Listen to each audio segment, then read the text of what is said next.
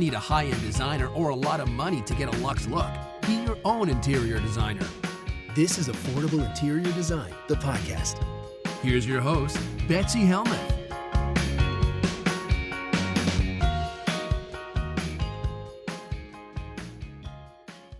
Karen is writing with a question, and I better dig right in. She writes, what is the best way to brighten up and update your space without painting the original tongue and groove paneling? This house was in my family from 1935 to the 80s, and my husband and I recently bought it. However, the family is deeply tied to the wood and is against me whitewashing it. I'm finding it hard to figure out where to start when brightening up the place, and the bedrooms are very small upstairs. So if you want to see Karen's pictures, you'll just go to Affordable Interior Design's YouTube channel, and there you can see them. This looks like an amazing place. It looks so serene. It's right on the water. Karen, it's just what an escape. But the thing you cannot escape from is this wood paneling. It is on the ceiling. It is on every wall. It is really overwhelming. It follows you upstairs. It's just a lot. And even with the trim being the wood tone, it's a problem. So I feel sad for you that your family is so anti you doing anything with it, because it's really overwhelmingly woody. Now, there's a few things that immediately come to mind. The first is adding drapery. So adding drapery to these windows will not only give you a beautiful blackout function for vacationing. I love blackout when I'm vacationing because I want to sleep as late as I want to sleep. I don't want any light coming through. And so that will certainly help with that. And then it will add a splash of color and texture to the walls that you can't get through paint. It will also allow you to take up these horrible slatted Venetian blinds that just look very dated and should go, because you can easily pull the drapes. Now, in rooms like the family room and the living room, you could make these drapes more translucent so that they offer privacy without being the blackout. But in those small bedrooms, I would definitely do the blackout drapes, and then you wouldn't even necessarily need blinds, but get rid of these horrible 80s tastic ones, that's for sure.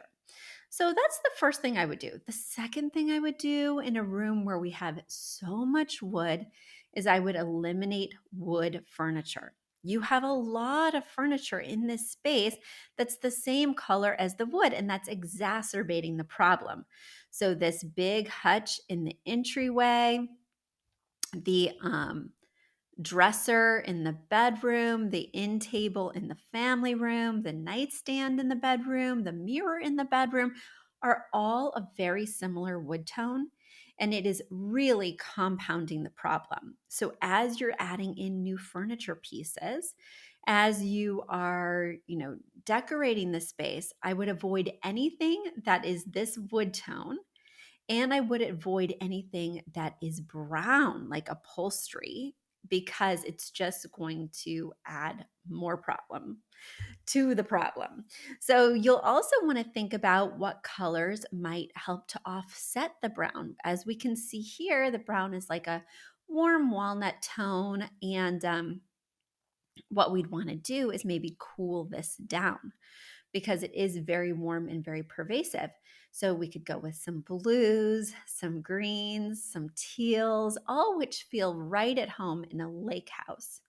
And then if we wanted to add a little bit of warm touch with our 60-30-10 color palette, I would do so with a color that does not mimic brown in any way. So I would avoid orange, I would avoid brown.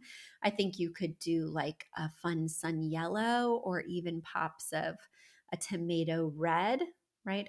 But I'm kind of thinking yellow with some blues and greens would be the way to go for this color palette to really help neutralize the wood tone. The other thing you might think about is breaking up this paneling with some artwork, because right now you just have so many walls exposed. And the more we can cover up these walls with things that aren't paint, the better. So some large canvas pieces, or just large pieces in general, maybe a gallery wall of your family so they feel right at home and they have no idea that you're masking this paneling, because the only thing they love more than the paneling is each other. So seeing a lot of pictures of each other might help them to kind of not miss the paneling so much. But these would be a few ideas that I think would make a huge difference. So, congrats on your beautiful new lake house, but definitely get going on some of these solutions. And if you can't, say, move something like the hutch in this entryway, or if you find that when you do move it, that the paneling is a different color due to the age and sunlight that's been washing over this wall, what I might consider doing instead is painting the hutch or painting the dresser, because you don't want to see sort of sun bleached wood and have that be the new problem. Two tones of wood on the same wall, and we can't paint it, so we can't fix it. So instead, paint the wood furniture and leave it right where it is if there is going to be that demarcation. All right, lots to think about, Karen. A big thank you to Aton and the Embassy, who wrote our theme song. A shout out to Catherine Heller, who owns the podcast shop and is our editor extraordinaire.